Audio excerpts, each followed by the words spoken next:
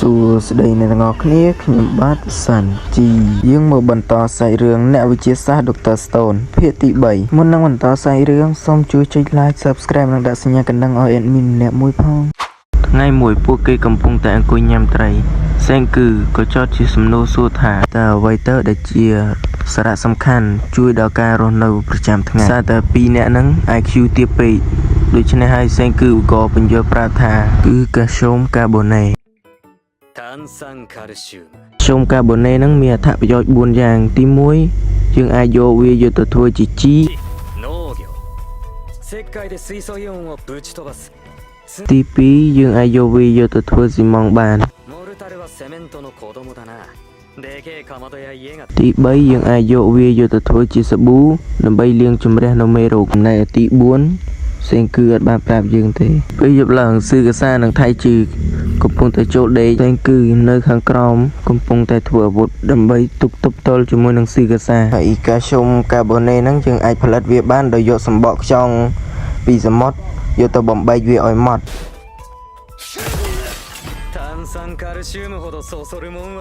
ស៊ឺកាសាក៏បានប្រាប់ទៅសេងគឺថាកាលពីគាត់នៅក្មេងគាត់តែងតែមកមាត់សមុទ្រដើម្បីរើសសម្បកខ្យង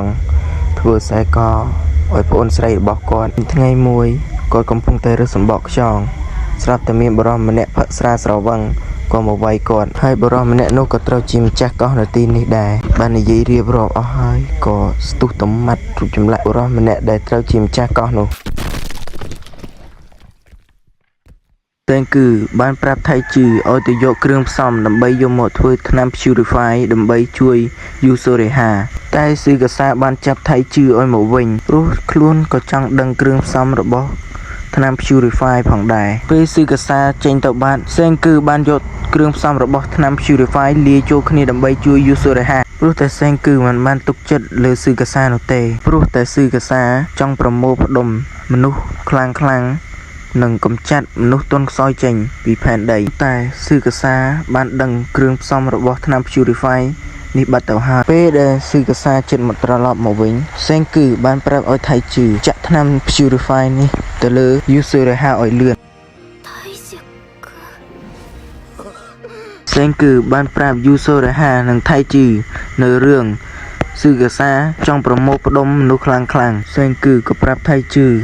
ឲ្យនាំយូសូរេហារត់ទៅឲ្យឆ្ងាយប៉ុន្តែសេងគឺនិងយូសូរេហានៅចង់ជួយប្រយុទ្ធជាមួយនឹងសេងគឺពេលនោះស៊ឺកាសាបានត្រឡប់មកវិញជាមួយនឹងគ្រឿងផ្សំរបស់ថ្នាំ Purify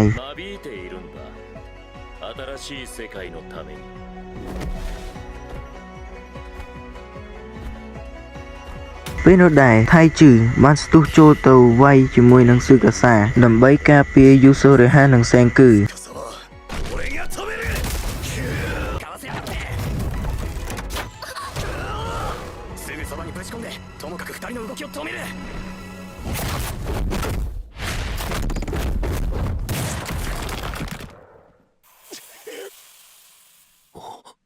ចូលទៅមិនបានប៉ុន្មានផងក៏ធ្វើអីស៊ឺកាសាមិនបានពេលនោះដែររឿងដ៏រន្ធត់ក៏បានកើតឡើង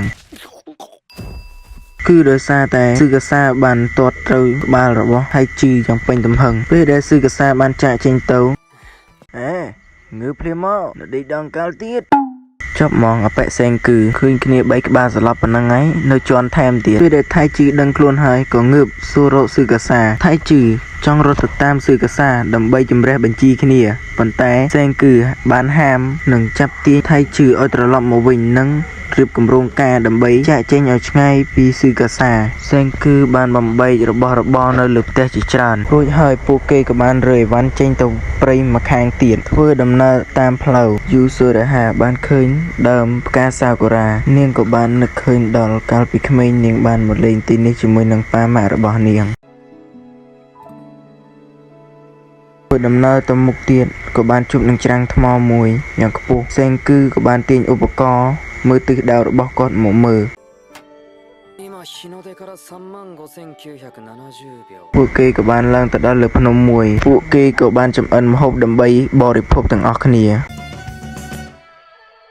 ពេលយប់ឡើងសេងគឺនិងយូសូរេហាកំពុងតែគេង ថៃជឺបានធ្វើជាអ្នកយាមការពារពួកគេកុំឲ្យមានគ្រោះថ្នាក់ហើយខ្ញុំក៏សូមអធិស្ឋានដល់សលេងផងព្រោះអីស្រ័យហ្នឹងស្រ័យម៉ោង 4 ភ្លឺហើយវាមានចរិតមានអីយំអញ្ចឹងណាអ្នកនរគ្នា